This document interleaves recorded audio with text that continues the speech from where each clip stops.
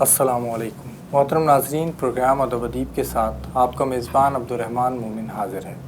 ناظرین، پروگرام ادب ادیب میں آپ کی ملاقات ادب کے شعبے سے وابستہ شخصیات سے کروائی جاتی ہے۔ آپ ان سے ملتے ہیں، ان کا ادب سنتے ہیں، ان کی شاعری سنتے ہیں اور ان کی زندگی سے متعلق ہم باتیں کرتے ہیں۔ آج ہمارے ساتھ جو مہمان شخصیت یہاں اسٹوڈیوز میں تشریف فرما ہے وہ بھی ظاہر ہے ادب ہی سے متعلق ہیں، لیکن آپ جب ان سے ملیں گے تو آپ کو ان کی شخصیت کے مختلف حوالے بھی نظر آئیں گے، لیکن چونکہ وہ شاعری کے حوالے سے یہاں تشریف لائی ہیں تو ہم ان کا تعارف بطور شاعر ہی کروائیں گے۔ 2010 کی دہائی میں جو اردو شاعری کے منظرنامے پر شعراء آئے اور بطور خاص خواتین آئیں، ان میں ان کا شمار ہوتا ہے۔ بہت اچھا شعر کہتی ہیں اور بہت جلد انہوں نے اردو شاعری کے ناقدین کو، قارئین کو متوجہ کیا۔ میری مراد ہے نیل احمد سے۔ آئیے ہم آپ کی ملاقات کرواتے ہیں۔ السلام علیکم۔ وعلیکم السلام۔ کیسی ہیں آپ؟ ٹھیک ہیں؟ الحمدللہ۔ گفتگو کا آغاز عام طور سے ہم کرتے ہیں بچپن سے، کہ بچپن کیسا گزرا، یا آپ جب ابتدائی آپ کی زندگی کا دور تھا وہ کیسا تھا؟ اس وقت بچپن ہی سے شاعر تھیں یا شاعری بعد میں شروع ہوئی، یا بعد میں یہ انکشاف ہوا کہ آپ شاعر ہیں؟ میرا خیال ہے میلان بچپن سے تھا، وہ اس طرح کہ میں خاموش طبع بہت تھی۔ میرے والدین مجھے بتاتے ہیں کہ میرے باقی بہن بھائی تو کھیلا کرتے تھے گڑیوں سے، کھلونوں سے اور سب چیزوں سے، لیکن میں بالکل خاموش۔ اسکول میں ایڈمیشن ہوا تو بھی خاموش، کسی سے دوستی نہیں کی، الگ ڈیسک پہ بیٹھنا، اکیلے بیٹھنا، پیچھے جا کے بیٹھ جانا، اور جو بچوں کا بریک ہوتا ہے اس میں بھی کسی سے دوستی نہ کرنا، نہ کھیلنا۔ گیمز مجھے بالکل آج تک اچھے نہیں لگتے۔ تو بچپن میں یہ میرا، پھر آہستہ آہستہ جب تھوڑا سا ہوش سنبھالا، اب تھوڑا پڑھنا وڑھنا آ گیا، تو رسالوں پہ تان ٹوٹی۔ نونہال اور اس طرح کے رسالے، تعلیم و تربیت، یہ ہمارے گھر میں آتے تھے، وہ پڑھنا شروع کر دیے تھے۔ چونکہ ظاہر ہے کھیل میں دلچسپی نہیں تھی تو کچھ نہ کچھ تو پھر دلچسپی بننی تھی، تو کتابوں کی طرف رجحان تھا ہمیشہ سے۔ پھر 9ویں کلاس میں ایک پہلا شعر کہا تھا، چونکہ والد صاحب کا تعلق تعلیم سے رہا، انہوں نے ڈبل ماسٹر کیا تھا فارسی میں اور انگلش ادب میں، دونوں میں گولڈ میڈلسٹ رہے وہ، ماشاءاللہ۔ تو والد صاحب کا تعلق چونکہ انہوں نے اس میں فارسی میں کیا تھا تو اقبالیت سے ان کا بہت لگاؤ تھا، اور ان کا تھیسس بھی اسی پر تھا فارسی میں، تو اس حوالے سے کتابیں موجود تھیں۔ کچھ ان کے پسندیدہ شاعر تھے مخصوص، بہت زیادہ تو نہیں تھی لیکن مخصوص کچھ شعراء۔ تو میرا جب رجحان تھوڑا سا زیادہ بڑھا اور تھوڑی سمجھ آنے لگی تو میں نے یہ کیا کہ شاعری پڑھنا شروع کر دی کتابیں، اور ظاہر اقبال پہ موقع ملا کہ ہم تھوڑا بہت سمجھنا شروع کریں، تو بس وہاں سے سلسلہ چلا اور 9ویں کلاس میں پہلا شعر کہا۔ صحیح۔ اقبال کو کب پڑھنا شروع کیا اور اقبال نے کتنا متاثر کیا؟ اقبال کو میں نے جیسے آپ کو بتایا کہ 9ویں کلاس سے، لیکن سمجھ میں نہیں آتا تھا، پڑھنا شروع کر دیا، لیکن کچھ چیزیں جو ہلکی پھلکی جو بچوں والی تھیں وہ تو سمجھ میں آئیں، لیکن ظاہر ہے جو اصل اقبال کی فلسفے کی روح ہے، جو جوہر ہے، وہ جا کے سمجھ میں آیا جب میں نے ماسٹر کیا فلسفی میں اور میں نے تھیسس کیا اقبال کے فلسفہ خودی پر۔ وہاں سے میں نے ڈسکور کیا، وہاں سے میں نے اقبال کو بھی جانا، اور اقبال کے فلسفے کے ذریعے سے، خودی کے فلسفے کے ذریعے سے میں نے اپنے آپ کو ڈسکور کیا۔ جو مجھے سب سے خاص بات لگتی ہے اور سب سے خوبصورت بات مجھے لگتی ہے اپنی زندگی کی، وہ یہی لگتی ہے کہ میں نے اس دوران میں جو سیلف ریکگنیشن ہوتی ہے انسان کی، ذاتی جو تجزیہ ہوتا ہے اور اپنی صلاحیتوں کا ادراک، وہ مجھے وہاں سے ہوا ہے۔ یہ مجھے سب سے اچھا لگا۔ پہلا شعر آپ نے 9ویں جماعت میں کہا، اور جب کہا تو کسے سنایا؟ گھر والوں کو سنایا؟ ان کا کیا رد عمل تھا؟ بابا کو سنایا تھا، کیونکہ بابا مجھے جب نیل بولتے تھے، میرا نام لیتے تھے، تو وہ پورا مصرع کہہ جاتے تھے کہ نیل کے ساحل سے لے کے تابہ خاک کے کاشگر۔ تو میں بابا سے پوچھتی تھی اس کا مطلب کیا ہے، وہ تو بتائیں۔ کہتے تھے بڑی ہو جاؤ گی تو سمجھ میں آ جائے گا۔ بڑی ہوئی، سمجھ میں آیا۔ تو کیسا ان کا رد عمل کیا تھا؟ ہاں، بابا کو جب پہلا شعر سنایا تھا تو ان کو اچھا لگا تھا، اور مجھے جب میں نے ان کو، اب میں تھوڑا سوچتی ہوں تو مجھے لگتا ہے کہ بابا کو پتہ تھا کہ کچھ نہ کچھ ہونے والا ہے۔ تو بابا کو جب میں نے شعر سنایا تھا، انہوں نے کہا تھا کہ اس کو، یہ شاعری ہے اور جو بھی کچھ تم لکھو گی نا، ذہن میں آئے اس کو لکھنا ہے۔ تو میں لکھتی رہی اور جمع کرتی رہی، لیکن ظاہر ہے وہ اتنا وہ پختہ نہیں تھا اور عروض وغیرہ سے واقفیت نہیں تھی، بابا بھی شاید نہیں جانتے تھے عروض وغیرہ، تو ظاہر ہے عام قاری کو نہیں معلوم ہوتا ان چیزوں کا۔ بالکل۔ تو بس وہی سلسلہ ہمارے ساتھ تھا، لکھتے رہے، جو ٹانگ ٹوٹی ٹیڑھی میڑھی چھوٹی موٹی۔ بچوں کے رسائل کا آپ نے ذکر کیا کہ نونہال، تعلیم و تربیت، ان سے پڑھنا شروع کیا، تو کیا لکھنے کا بھی ان سے آغاز ہوا، یا ان کی طرف آپ نے کچھ کہانیاں وہانیاں بھیجیں؟ نہیں، کہانیاں وغیرہ کی طرف، پڑھنے کا شوق ضرور تھا، اور پڑھنے میں بھی مجھے وہ زیادہ اچھے لگتے تھے جو جس میں مجھے کچھ سیکھنے کو مل جائے، یعنی جہاں سے کچھ سبق ملے. اور ابھی بھی میری زندگی جس طرح کی چل رہی ہے اس میں یہ ہوتا ہے کہ میں اسکولوں کے خاص طور پہ جو گورنمنٹ کے اسکول ہیں ان کے بچوں کے پاس جا کے، کیونکہ میری ایجوکیشن بھی گورنمنٹ کے اسکولس کالجز وغیرہ کی ہے سب، تو مجھے اچھا لگتا ہے کہ میں ان بچوں کو ایجوکیٹ کروں جن کو بھی وہ فیسلٹیز نہیں مل رہی جو پرائیویٹ اسکول کے بچوں کو مل رہی ہیں. وہاں ورک شاپس بہت ہوتی ہیں، پروگرامس بہت ہوتے ہیں، لیکن گورنمنٹ کے اسکول کے بچوں کو نہیں، کیونکہ میں بھی اس فیز سے گزر کے آئی ہوں، میں نے وہ سب کچھ دیکھا ہے. تو میری کوشش ہوتی ہے کہ میں وہاں اپروچ کروں اور وہاں جا کے ہم بچوں کو ایجوکیٹ کریں، سیشنز کریں، اور اقبالیت کے حوالے سے تو ہم کافی کام کر رہے ہیں. صحیح. تو آپ 9ویں میں آپ نے پہلا شعر کہہ دیا تھا، گھر میں بھی سنایا، لیکن باقاعدہ منظر نامے پر کب آئیں آپ؟ 2012 میں نے پہلا مشاعرہ پڑھا تھا خواتین کا، اور وہیں سے پھر تعارف کرنا شروع ہوا. صحیح. اس سے پہلے کیا مصروفیات تھیں شاعری سے پہلے، اور پھر اس کے علاوہ کیا مصروفیات ہیں؟ میں ماسٹرز کر رہی تھی، آنرس میں میرا ایڈمیشن ہوا تھا جامعہ کراچی میں، اور سحر انصاری صاحب سے کسی پروگرام میں ملاقات ہوئی تھی. ان سے میں نے ذکر کیا کہ میں لکھتی ہوں، تو انہوں نے مجھے کہا کہ آپ ڈپارٹمنٹ آئیے گا، اپنی کچھ چیزیں لے کے مجھے دکھانا. تو وہاں گئی تو انہوں نے سراہا. انہوں نے یہ تو ضرور کہا کہ تمہاری اردو بہت اچھی ہے. پہلا جو ان کا ریمارک تھا وہ تھا اردو اچھی ہے تمہاری، کانسیپٹس اچھے ہیں، تھوڑا سا عروض وغیرہ کی سے واقفیت ہو تو بہت اچھا ہو جائے گا. تب مجھے پتہ چلا تھا اچھا عروض بھی کوئی چیز ہوتی ہے. اس سے پہلے بالکل پتہ نہیں تھا. تو عروض آپ نے پھر کب سیکھنا شروع کیے، اور سیکھے تو کیسا پھر پایا، اور اس کے بعد جو شاعری ہوئی وہ کیسی شاعری؟ جی ہاں، اب الحمدللہ سمجھ بوجھ ہے اب عروض کی. پہلے تو ظاہرہ بالکل نہیں تھی، اور سیکھنے میں بھی دقت ہوئی. ابھی بھی میں نہیں کہتی ہوں کہ پوری طرح آتے ہیں، ظاہر کسی بڑے کو دکھانا پڑتا ہے، لیکن کافی بہتر ہے. اب جو آسان بہرے ہیں اس میں کہہ لیتی ہوں. اب اچھا ہے، تھوڑا بہتر ہے. صحیح. پہلے آپ کہہ لیتی تھیں اور شعر کہتی تھیں، اس میں آپ کے ذہن میں یہ نہیں ہوتا ہوگا کہ کون سی بہر ہے، بالکل بھی نہیں، کون سی بہر میں شعر کہہ رہی ہوں. اب آپ شعر کہتی ہیں تو کیا یہ ذہن میں ہوتا ہے کون سی بہر ہے، کون سی بہر میں کہہ رہی ہوں؟ سمجھ آ جاتی ہے. تو کیا اس میں خیال کہیں پھنستا ہے یا رکتا ہے؟ نہیں، میں یہ کرتی ہوں کہ میں پہلے لکھ لیتی ہوں. میرے بڑوں نے بھی مجھے یہی سکھایا ہے کہ آپ اپنے خیال، جب آپ کو آمد ہوتی ہے، خیال آپ کا آتا ہے، تو آپ کو رکنا نہیں ہے. یہ نہیں سوچنا کہ کس بہر میں ہے، ٹھیک بیٹھ رہا ہے نہیں بیٹھ رہا ہے، وزن میں ہے، اس پہ نہیں جائیں آپ، اس پہ توجہ نہ کریں. پہلے اپنا خیال جو بھی آ رہا ہے آپ اس کو قلم بند کریں، اس کے بعد پھر دیکھیں کہ کیا ہے، کیا معاملات ہیں، کہیں رد و بدل کرنا ہے، کوئی لفظ اوپر نیچے ہے، تو وہ معاملات آپ بعد میں دیکھیں. کیونکہ اس سے پھر آپ بھی سمجھتے ہیں اس بات کو کہ آپ کی تخلیق پہ بہت فرق پڑتا ہے. آپ کا جن لوگوں کے ساتھ اٹھنا بیٹھنا یا جن سے آپ کا تعلق ہے، تو اس میں آپ دیکھتی ہوں گی کہ اب لوگ انگریزی زبان بولنے، انگریزی زبان لکھنے اور انگریزی میں اظہار کرنے کو زیادہ ترجیح دیتے ہیں اور باعث فخر سمجھتے ہیں. اردو بولنا یا اس کو اچھا نہیں سمجھتے. تو اس کی وجہ کیا ہے؟ احساس کمتری کا شکار لوگ ہیں، مجھے یہ لگتا ہے. دیکھیں، میرا کرونا سے بالکل پہلے میرا ایک سیشن ہوا تھا، کیونکہ میرا جو پروفیشن ہے وہ ایز این امیج کنسلٹنٹ میں کام کرتی ہوں. IBA میں میرا سیشن ہوا تھا. میں بڑا فخر محسوس کرتی ہوں اور اپنے والدین کو دعا دیتی ہوں کہ انہوں نے جیسے بھی مجھے پڑھایا بہت اچھا پڑھایا، اور میں نے بھی بہت محنت کی، جی جان کی بازی لگا کے. اور اب یہ ہے کہ الحمدللہ جب میں IBA میں جا کے کھڑی ہوتی ہوں اور وہاں کے اسٹوڈنٹ جب مجھے یہ کہتے ہیں کہ ہمیں آپ کی جگہ پہ کھڑے ہونا چاہیے تھا، تو مجھے بڑا فخر محسوس ہوتا ہے. بیک گراؤنڈ جو آپ بات کر رہے ہیں اردو کا ہے جی، تو میرا نہیں خیال کہ زبان آپ کے ترقی کی راہ میں رکاوٹ بنتی ہے.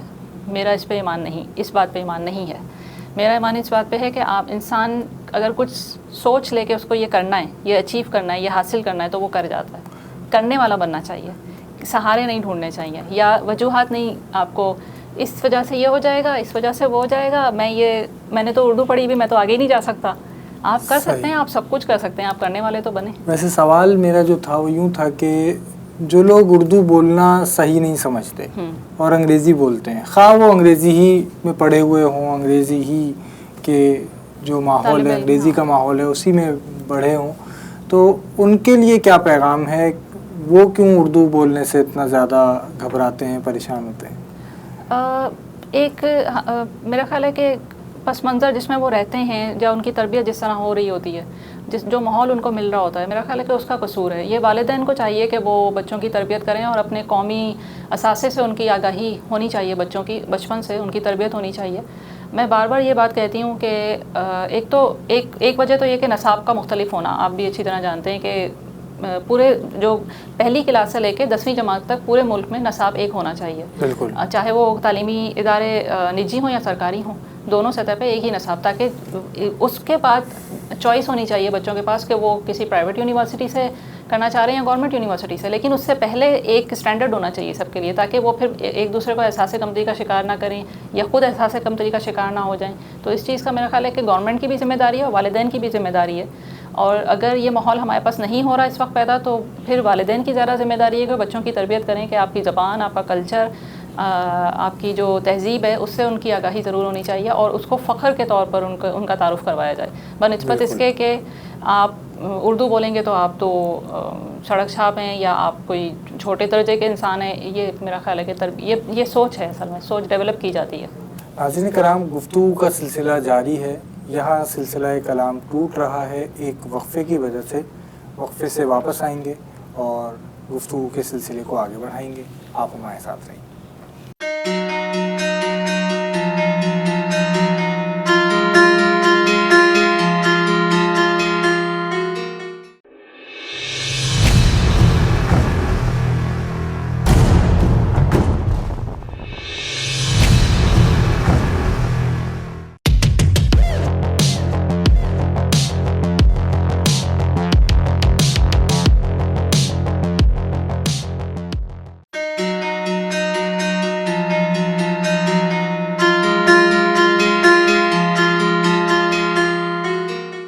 محترم ناظرین, پروگرام ادب ادیب میں وقفے کے بعد خوش آمدید. ہمارے ساتھ موجود ہیں نوجوان شاعرہ نیل احمد. وقفے پہ جانے سے پہلے بات ہو رہی تھی اردو کی اور اردو بولنے کی, لکھنے کی. آپ نے بچوں کے رسائل پڑھے, بچوں کے رسائل پڑھنے ہی سے آپ پھر ادب پڑھنے کی طرف آئیں. آج آپ کیا سمجھتی ہیں, آج کا بچہ بچوں کے جو رسائل ہیں وہ شائع ہو رہے ہیں, وہ پڑھ رہا ہے, یا اگر نہیں پڑھ رہا اس طرح جس طرح پہلے پڑھتے تھے, تو اس کی کیا وجہ ہے اور اس کے کیا اثرات ہیں؟ میرا خیال ہے کہ ہمارا اس وقت دو باتیں, وہی جو میں نے پہلے کہی کہ والدین کو توجہ رکھنی ہے کہ بچے کس چیز میں دلچسپی لے رہے ہیں, اور ان کی دلچسپی کا ماحول پیدا کرنا والدین کی ذمہ داری ہے. اگر 2 سال 3 سال کے بچے کے ہاتھ میں موبائل ہے اور وہ کہیں بھی کلک کر کے کچھ بھی اوپن کر کے بیٹھ جاتا ہے, تو میرا خیال ہے کہ یہ ایک بہت خطرناک بات ہے.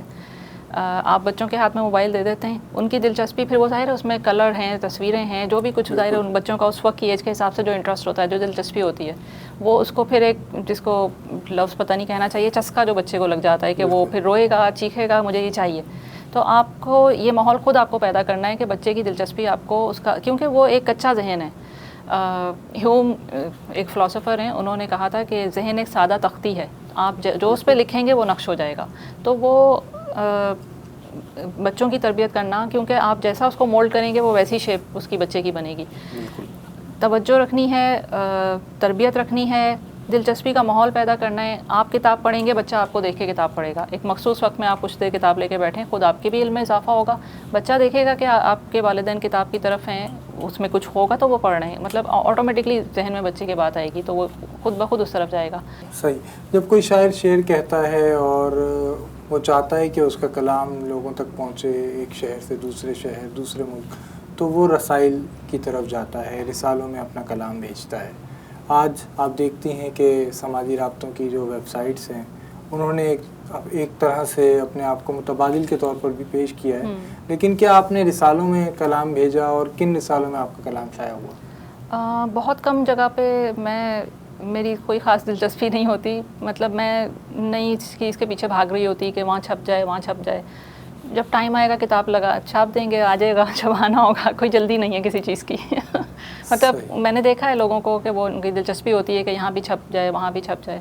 ریختہ پر کچھ کلام موجود ہے, اور کچھ ویب سائٹ پہ ہیں جو ہم مشاعرے وغیرہ پڑھتے ہیں, وہ ریکارڈنگس ہو جاتی ہیں, وہ انٹرنیٹ پہ موجود ہیں.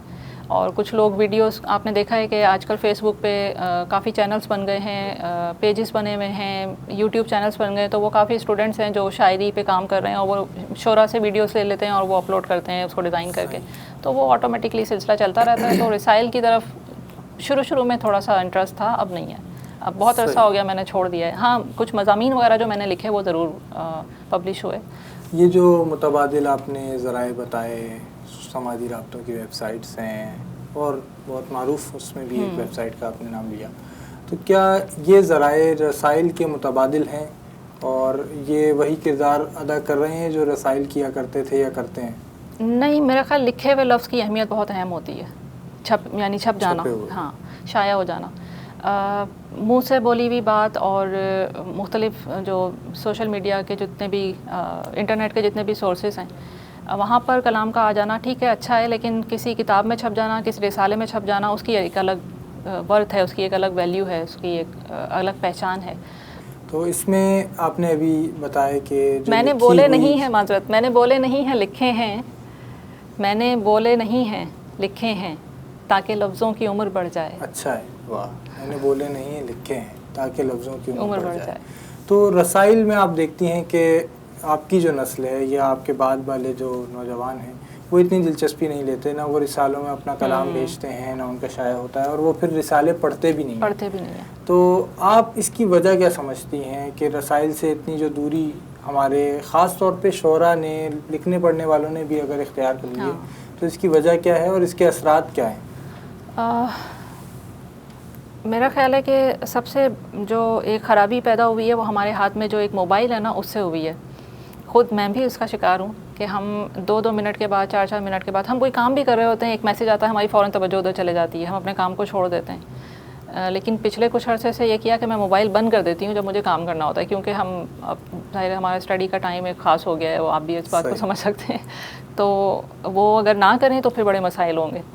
تو میرا خیال ہے کہ اس کا بگاڑ یہی ہے کہ ہر شخص کے ہاتھ میں، چاہے وہ کسی بھی طبقے کا انسان ہو، اس کے ہاتھ میں یہ گیجٹس ہیں اور وہ ہر وقت استعمال ہو رہے ہیں، اور ہم مطلب وہ گھڑی گھڑی جس کو ہم کہتے ہیں نا، گھڑی گھڑی ہماری توجہ اسی طرف جاتی ہے، ہمارا ذہن اسی پہ لگا ہوا ہوتا ہے. اور ہم اپنے ایون میں نے بہت سارے لوگوں کے کاروبار تباہ ہوتے ہوئے دیکھے ہیں، بہت سارے لوگوں کو بہت سارے مختلف قسم کے نقصانات ہوتے ہوئے دیکھے ہیں، اس وجہ سے کہ وہ اپنے وہاں اس مقصد پہ دھیان نہیں ہوتا ان کا، بلکہ وہ اس میں تصویریں دیکھنے میں، ویڈیوز دیکھنے میں اس طرف دھیان ہوتا ہے. تو کتابیں پڑھنے کا تعلق ظاہر ہے ہر چیز ہم چاہ رہے ہوتے ہیں کہ ہمیں جو بھی ہمیں انفارمیشن بھی چاہیے وہ ہم وہیں سے لے لیں، ہمیں علم بھی سیکھنا ہے تو وہ بھی ہم وہاں سے لے لیں. اور ہمیں اب میں سمجھتی ہوں کہ وہ پھر علم نہیں ہے، علم کا تعلق کتاب سے ہے، انفارمیشن کا تعلق میڈیا، یہ سوشل میڈیا سے ہے یا انٹرنیٹ سے ہے.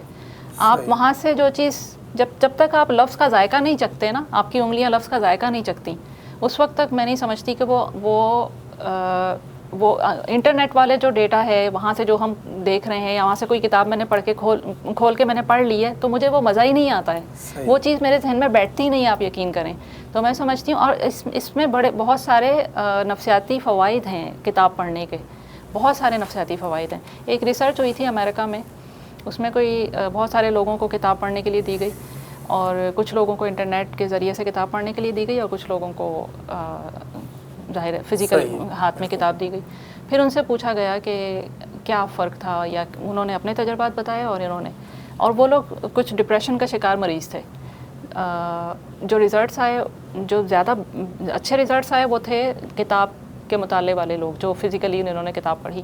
اور جو انٹرنیٹ والے لوگ تھے ان کو وہ باتیں بھی یاد نہیں رہیں جو انہوں نے دیکھی تھی، کیونکہ ان کے جب وہ ادھر ادھر خلل پیدا ہو جاتا ہے، کہیں اور چلے جاتے ہیں. ایگزیکٹلی ایڈس لگے ہوئے تھے، گانے لگے ہوئے تھے، یہ لگا ہوا تھا، تصویریں لگی ہوئی تھی، تو وہ انہوں نے پڑھا ضرور لیکن وہ ان کے دماغ میں وہ بات رکی نہیں، نہ انہوں نے کوئی وہاں سے کوئی سبق سیکھا، نہ ان کے ذہن میں کوئی وہاں کا کوئی کوٹ رہ گئی یا کوئی جملہ رہ گیا. جبکہ کتاب جنہوں نے پڑھی انہوں نے پورا اس کا سینٹرل آئیڈیا بتا دیا کہ ہم نے تو یہ پڑھا تھا. اور پھر اس سے ذہنی سکون جو ملتا ہے کتاب پڑھنے سے، تو یہ بہت سارے اس کے فوائد ہیں، نفسیاتی فوائد ہیں. آپ نوجوانوں کے لیے کام کر رہی ہیں، انہیں ادب سے نزدیک لانے کے لیے، اقبال کے قریب لانے کے لیے، تو آپ کیا سمجھتی ہیں نوجوان کتاب سے جو دور ہیں یا رسالے سے دور ہیں تو انہیں کیسے کتاب کے نزدیک لایا جا سکتا ہے؟ ہم کوشش کر رہے ہیں کہ ایک تو یہ کہ اقبال کے جو شاہین کا کانسیپٹ ہے، اقبال کا شاہین، اس میں ایک تربیت کا مرحلہ موجود ہے. ہمارے یہاں بہت سارے مسائل کھڑے ہوتے ہیں. ابھی پچھلے سال بھی کچھ ایسے مسائل سامنے آئے تھے عورت مارچ کے حوالے سے، ابھی بھی آپ نے دیکھا. تو ہمارے ہاں میں سمجھتی ہوں کہ جو پہلی جماعت سے لے کے 10ویں جماعت تک کا ایک عرصہ ہوتا ہے وہ بچوں کی جبری تعلیم کا عرصہ ہوتا ہے. انٹر کے بعد تو پھر وہ آزاد ہو جائیں گے نا، وہ اپنی چوائس، آپ جہاں بھی جائیں، کوئی بھی کورس پڑھیں، کچھ بھی پڑھیں نہ پڑھیں، یہ بھی اور یہ جبری تعلیم بھی ہمارے یہاں ہی ہے. بالکل ہے. اور میرا خیال ہے کہ یہ ٹھیک ہے، لیکن ہم اس کا فائدہ نہیں اٹھا رہے. اگر ہم ایک جو بھی ہماری تعلیم ہے، سستی یا مہنگی، یہ سب حاصل کر رہے ہیں ہر طرح کی تعلیم، لیکن ہمارے یہاں تربیت کا جو مرحلہ ہے نا وہ نہیں کہیں پہ دیا جا رہا. گھر میں بھی تربیت نہیں ہو رہی بچوں کی، اساتذہ بھی تربیت نہیں کر رہے ہیں اور معاشرہ بھی تربیت نہیں کر رہا ہے. تینوں ذمہ دار ہیں. جب ہم کہتے ہیں کہ جی ہمارے ہاں مرد عورت کا استحصال کر رہا ہے، عورت مرد کا استحصال کر رہی ہے، فلاں کے حقوق نہیں مل رہے، فلاں کے حقوق نہیں مل رہے، مطلب 100 طرح کے مسائل ہمارے یہاں جو پیدا ہو رہے ہیں، اس کی وجہ یہ ہے کہ ہمارے یہاں تربیت نہیں ہو رہی. اور تربیت کیسے ہوگی کہ آپ ایک ہمارے نصاب بنائیں، اس کے اندر ایک تو اقبال کا شاہین میں جو شاہین کی جو خصوصیات ہیں وہاں سے ہم ایک پوری ڈرائیو نکال سکتے ہیں، وہ بہت زبردست آئیڈیا ہے. دوسرا مذہب اور ہمارا جو تہذیب ہے وہ ان سب چیزوں کو لے کر کے ایک بیس بنائیں اور اس کے ذریعے سے ایک بچوں کا آسان، اور اس میں سزائیں بھی ہمارے قانون میں جو اسلامی اور معاشرتی جو ہماری سزائیں ہوتی ہیں وہ بھی اس میں تعارف کروائیں ان کا، کہ اگر آپ یہ غلط چیز کریں گے تو آپ کو یہ سزا ملے گی، اور اس سزا کا اطلاق معاشرے میں بھرپور طریقے سے ہونا چاہیے. تو 10 سال کے بعد جو نسل تیار ہوگی اس کو پتہ ہوگا کہ اگر میں یہ غلط کام کروں گا تو مجھے اس کی یہ سزا ملے گی. صحیح. تو کتاب سے نزدیک انہیں لانے کے لیے ان کو انسان بنانا ہوگا، بے شک، احساس بے شک، ان کے اندر پیدا کرنا ہوگا. حساسیت ہے تو انسانیت ہے. صحیح. کچھ شعر سنائیں ہمارے ناظرین. ایک نظم ہے، اس کا عنوان ہے سراغ. لمحہ موجود میں تخلیق کا رد عمل، لمحہ موجود میں تخلیق کا رد عمل، جس میں اپنے آپ کو خود سے کیا ہے بے محل. یوں نہا خانوں سے اٹھ کر ہو گئی ہوں میں عیاں، یوں نہا خانوں سے اٹھ کر ہو گئی ہوں میں عیاں، چشم جوہر مانوی ادراک بن جائے جہاں. میں اثاثہ ہوں تیری تہذیب کی ترسیل ہوں، میں اثاثہ ہوں تیری تہذیب کی ترسیل ہوں، فلسفی کے نیلگو افکار کی ایک جھیل ہوں. ایک بہاؤ خود شناسی کے دریچے کھول دے، بے قرانی کی حقیقت بھی جہاں سے بول دے. داخلی گرداب کے اسرار کا عرفان ہے، اپنے من میں ڈوب جانے سے میری پہچان ہے. واہ، بہت خوب. کیا کہیں. بہت شکریہ. ایک اور نظم سناتی ہوں، عنوان ہے سادہ کاغذ. شعر لکھا ایک کاغذ پر، کاغذ بالکل سادہ ہے. جو بھی لکھا ہے میں نے اس کا مطلب آدھا ہے، آدھا یعنی ایک پہیلی. ہست و نیست کا دھاگا ہے، شعر کے ایک ایک ذرے میں فکر و فن کا جادہ ہے. ایک علامت تہ در تہ ہے، ایک علامت تہ در تہ ہے، اور تخیل پھول کی مانند پتی پتی جاگا ہے. مصرع کیا تصویر بنی ہے، جذبوں کی تعویل گھنی ہے.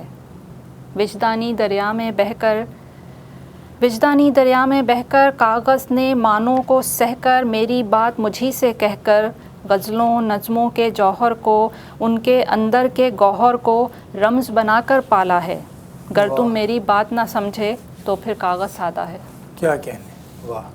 ناظرین کرام، نیل احمد ہمارے ساتھ موجود ہیں. گفتگو بھی سنی آپ نے ان سے، اور آپ نے نظمیں بھی سنی، غزلیں بھی سنیں گے، اور گفتگو کے سلسلے کو بھی آگے بڑھائیں گے، لیکن ایک وقفے کے بعد ہمارے ساتھ رہیے.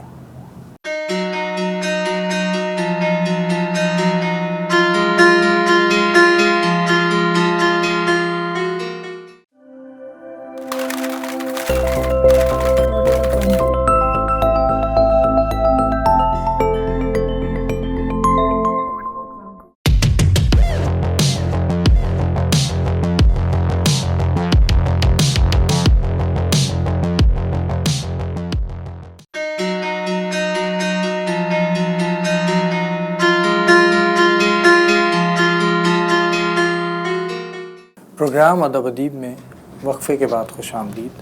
ہمارے ساتھ موجود ہیں معروف شاعرہ نیل احمد. نیل احمد، آپ سے وقفے پہ جانے سے پہلے ہم نے کچھ نظمیں سنی اور ہم نے کہا کہ غزلیں بھی سنیں گے.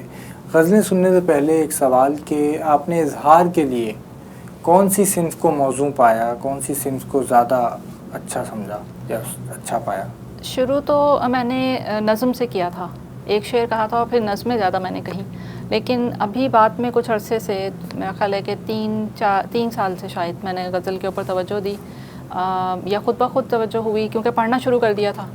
اور زیادہ اچھا، مجھے زیادہ فائدہ ہوا اس چیز سے جب میں نے مضامین لکھنے شروع کیے نا کتابوں پر.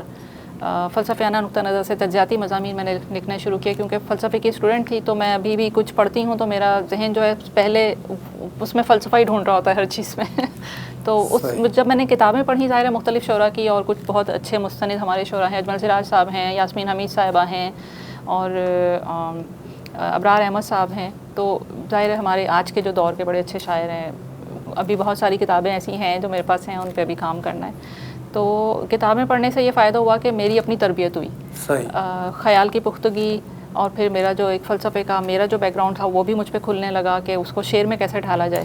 تو وہ الحمدللہ کہ خود بخود وہ تربیت ہوئی، اور مجھے اس سے بہت فائدہ ہوا، لکھنے سے بہت فائدہ ہوا، پڑھنے اور لکھنے سے. صحیح. تو آپ کو غزل زیادہ موزوں صنف لگی یا نظم؟ مجھے دونوں ٹھیک لگتے ہیں، جس میں وہ چیز ڈھل کے آ جائے، میرا جو خیال ہے وہ کسی میں بھی ڈھل کے آ جائے. یہ تو میرا نہیں خیال کہ اس کے اوپر میرا کوئی اختیار ہے. آج کے جو مسائل ہیں کیا وہ غزل میں لکھے جا سکتے ہیں؟ بالکل لکھے جا سکتے ہیں، بالکل. میں آپ کو مثال کے طور پہ کچھ چیزیں سنا بھی دیتی ہوں. ضرور سنا دیں. فیس بک کے حوالے سے، ایک ہی روزن سے دنیا دیکھنے والوں سنو، ایک ہی روزن سے دنیا دیکھنے والوں سنو، یہ بصارت ہے، بصیرت تم کہاں سے لاؤ گے. ایک ہی روزن سے دنیا دیکھنے والوں سنو، یہ بصارت ہے، بصیرت تم کہاں سے لاؤ گے. آنکھ بھی خالی ہے سوچوں کی طرح اس دہر میں، لامکاں کے اس جہاں میں کس طرح سے جاؤ گے. کیا کہنے. تو یہ دیکھیں آج کا مسئلہ ہے. اسی طرح ایک دو چیزیں آپ کو اور سناتی ہوں کہ سمجھ میں سب سمجھ آیا تو سمجھا، سمجھ میں سب سمجھ آیا تو سمجھا، یہ اڑتی خاک ہی مسند ہے میری. میں اپنے آپ سے یہ پوچھتی ہوں کہ لامحدودیت ہی حد ہے میری. کوئی سرحد نہیں ہے لامکاں کی. یہ جتنے کام اچھے ہو رہے ہیں، یہ جتنے کام اچھے ہو رہے ہیں، کسی سودائی سے منسوب ہیں سب. فراست، فہم، دانش اور زری کی، کہاں دیوانے کو محبوب ہیں سب. واہ کیا کہنے. بہت خوب. اپنے ہونے کا ایک گماسا ہے، اپنے ہونے کا ایک گماسا ہے، اپنے ہونے کا ایک گماسا ہے، یعنی شیشے کا ایک مکاسا ہے. یہ جو شعلہ ہے کیا یہی ہوں میں، ایسے لگتا ہے بس دھواں سا ہے. واہ کیا کہنے. اور ہاتھ پکڑا مجھے بھی ساتھ لیا، ہاتھ پکڑا مجھے بھی ساتھ لیا، آج ملنے گئی تھی میں مجھ سے، چھوڑ آئی ہوں خود کو پاس اپنے، بات کیسے کہوں گی یہ تجھ سے. کیا کہنے. واہ. اور آخر میں آپ کو ایک غزل سنا دیتی ہوں. سنا دیجیے. میری حدیں نہیں ہیں میرے اختیار میں، میری حدیں نہیں ہیں میرے اختیار میں، فکر و نظر بھی اب تو نہیں ہے شمار میں. واہ. گٹھڑی یقین کی باندھ کے کرتی رہی سفر، واہ. گٹھڑی یقین کی باندھ کے کرتی رہی سفر، شامل نہیں ہوئی میں گماں کی قطار میں. واہ. گردش سمے کی راس نہیں ہے وجود کو، گردش سمے کی راس نہیں ہے وجود کو، میں آ کے بیٹھ جاتی ہوں اپنے حصار میں. اے عشق ہاتھ تھام لے میرا سنبھال لے، اے عشق ہاتھ تھام لے میرا سنبھال لے، میں دھول ہو رہی ہوں خرد کے غبار میں. ایک آئینے نے حسن کا رکھا مقابلہ، ایک آئینے نے حسن کا رکھا مقابلہ، یہ دھوپ جیت جائے گی سب سے نکھار میں. کیا کہنے. میری حدیں نہیں ہیں میرے اختیار میں، فکر و نظر بھی اب تو نہیں ہے شمار میں. واہ.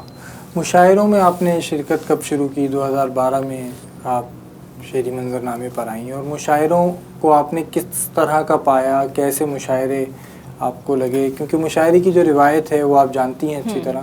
آج کا مشاعرہ اپنی روایت سے کتنا جڑا ہوا ہے؟ میرا خیال ہے کہ وہ پرانی روایت کو نبھا رہا ہے، وہ آگے بڑھ نہیں رہا ہے، مجھے یہ لگتا ہے. کیونکہ جب میں آج کے نوجوان کو جب دیکھتی ہوں نا، بہت سارے بچے ہیں، کیونکہ میرا جامعہ سے تعلق رہتا ہے، ہم موٹیویشنل اسپیچز کے حوالے سے بہت جامعات میں جاتے رہتے ہیں، تو میں دیکھتی ہوں کہ وہاں پہ اکثر جو بچے مجھے پہچان لیتے ہیں تو وہ پھر شاعری سنانے کے لیے کہ آپ کچھ سنا دیں. جب میں کچھ سناتی ہوں تو بہت سارے بچے پھر آ جاتے ہیں کہ ہم بھی لکھتے ہیں تو ہم کیسے کہیں پہ سنائیں. تو اور جب میں ان سے کہتی ہوں کہ آپ آرٹس کونسل، ظاہر ہے وہ جگہ ایک ایسی ہے کہ وہاں سے آپ تعارف اپنا بنا سکتے ہیں، شروع کر سکتے ہیں. لیکن وہ پھر کہتے ہیں کہ وہاں کا ماحول ہمیں پسند نہیں ہے، وہاں پہ جو تقریبات ہیں وہ جو بھی ان کے ذہن میں ایک کانسیپٹ ہے. تو ہمیں یہ ڈیولپ کرنے کی ضرورت ہے، بچوں کو بتانے کی ضرورت ہے کہ یہ ماحول جو ہے ادب کا جو ماحول ہے اس کی بھی ایک خاص تربیت ہے. بالکل. تو شعر پڑھنے کی ایک تربیت ہے، مشاعرے کی ایک تربیت ہے، بڑوں سے تعلق بنانا، ان کے پاس بیٹھنا سیکھنا، یہ سارے تربیت کے مراحل ہیں. تو ہمیں ان کو ایجوکیٹ کرنے کی ضرورت ہے. جامعات میں ادب کی کمیٹیاں ہونی چاہیے باقاعدہ، ہر جامعہ میں، ہر کالج میں، بچوں کے اسکول سطح پہ، سب جگہ پہ ہونی چاہیے تاکہ بچوں کو بھی پتہ چلے. اور دیکھیں یہ تہذیب، ہمارا جو کلچر، ہماری جو ثقافت ہے، ہماری تہذیب، جب تک ہم یہ بچوں میں شامل نہیں کریں گے نا، جو میں تربیت کا مرحلہ کہہ رہی ہوں، وہ نہیں ہو سکے گا. کہ پہلے جو مشاعرے تھے اس کی روایت کیسی تھی، اس میں بیٹھنا، اس میں شعر سنانا، پھر اس کے بعد جو اس میں سامعین ہوتے تھے ان کا داد دینا.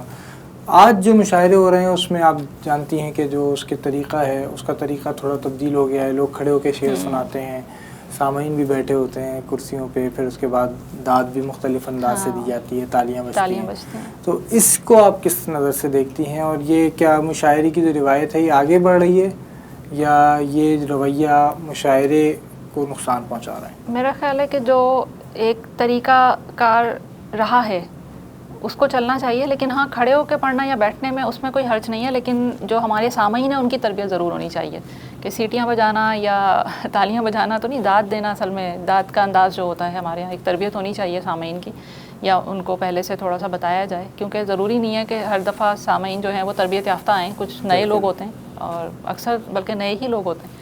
تو ان کی تربیت ہونی چاہیے، ان کو بتایا جائے کہ اگر آپ کو کوئی چیز اچھی لگ رہی ہے تو اس کی داد کس طرح دیں گے مشاعرے میں. خواتین شعراء کے بارے میں ایک بات کی جاتی ہے یا ہم سنتے ہیں ان کے بارے میں ایک تاثر پایا جاتا ہے کہ یہ خود نہیں کہتی یا کسی سے لکھواتی ہیں.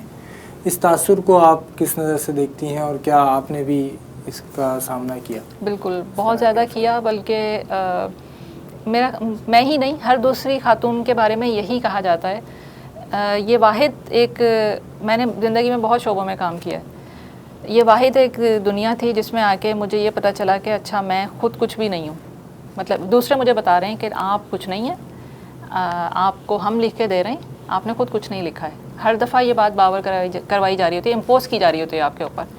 تو میرا خیال ہے کہ، اور یہ میں نے فیس نہیں کیا، بلکہ میں دیکھتی ہوں کہ ہر خاتون کے بارے میں، چاہے وہ چھوٹی ہوں بڑی ہوں، ان کی ماں کی برابر ہوں، ان کی بہن کی برابر ہوں، وہ ہر ایک پہ ایک جیسا الزام اس پہ لگ رہا ہوتا ہے. تو یہ واحد ایک شعبہ ہے جس کے اندر کسی کی صلاحیت کو، خاص طور پہ خواتین کی صلاحیت کو، اور ہو سکتا ہے مرد حضرات بھی اس میں شامل ہوں، جو کہ سننے میں آتا رہتا ہے کہ مرد حضرات بھی ایک دوسرے کو لکھ کے دے رہے ہوتے ہیں، لیکن خواتین کو ہی ہمیشہ نشانہ بنایا جا رہا ہوتا ہے. اس کی وجہ کیا ہے؟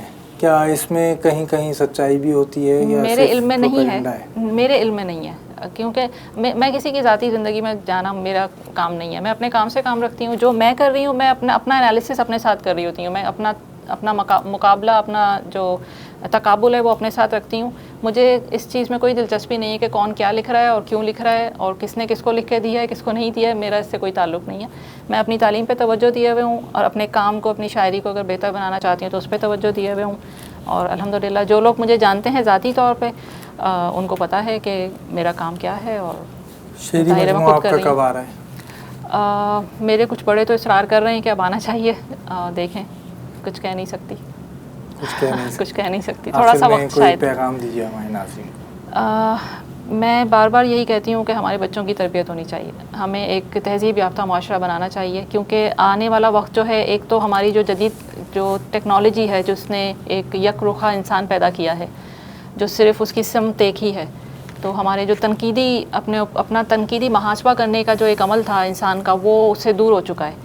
تو ہیبر ماس ہیں، مارکوزے ہیں، فلاسفرز ہیں، انہوں نے بھی یہی آخر میں آ کے وہ ساری تھیوری جو بھی اپنی دیتے ہیں، آخر میں آ کے یہی کہتے ہیں کہ ادب ہی اس کا حل ہے. یہ جو ہماری ثقافت ہے، ہماری تہذیب ہے، یہی اس کا حل ہے. تو کہنے کا مطلب یہ ہے کہ آپ کی جو روایات ہیں، آپ کے جو ثقافتی، سماجی، معاشرتی، مذہبی، یہ 4-5 ہمارے جو سوشل ویلیوز ہیں، ان کا ملاپ سے، اور ان کی ایک نصاب بنانا، ایک تربیت گاہ بنانا، اور پھر وہ اپنے بچوں کو دینا، یہ ہماری ذمہ داری ہے. ہم بڑوں کی ذمہ داری ہے، ہمارے سے بڑے جو ہیں ان کی ذمہ داری ہے کہ ہم اس کا رواج بنائیں، اس کو اداروں تک پہنچائیں، اور پھر ایک تعلیم یافتہ معاشرے کے لیے تعلیم یافتہ نسل تیار کریں. جب تک ہم نسل تیار نہیں کریں گے ہمارا معاشرہ تعلیم یافتہ نہیں ہوگا. اور ہم مسائل کا اس کا استحصال ہو رہا ہے, اس کا استحصال ہو رہا ہے, یہ مسائل آ رہے ہیں, وہ پھر آتے رہیں گے. آپ 10 بینر پکڑ کے کھڑے رہیں, آپ 100 سال بینر پکڑ کے کھڑے رہیں کہ ہمارے یہ مسائل ہیں, آپ کے مسائل نہیں حل ہوں گے جب تک آپ اپنی بنیادیں ٹھیک نہیں کریں گے. بہت شکریہ آپ کا کہ آپ تشریف لائیں. ناظرین کرام, 100 سال بینر لے کر کھڑے رہیں, مسئلہ حل نہیں ہوگا. اپنے بچوں کو تعلیم یافتہ بنائیں, ان کی تربیت کریں اور انہیں ادب پڑھائیں, کیونکہ ادب ہی آداب سکھاتا ہے. بے شک. آج آپ نے ملاقات کی نیل احمد سے, ان کی شاعری سنی, ان کے خیالات سنے. آئندہ بھی آپ کو ہم ایسی ہی ادبی شخصیات سے ملواتے رہیں گے, اس امید اور دعا کے ساتھ کہ ادب اور ادیب ترقی کرتے رہیں. آپ کا میزبان عبد الرحمن مومن اجازت چاہتا ہے. اللہ حافظ.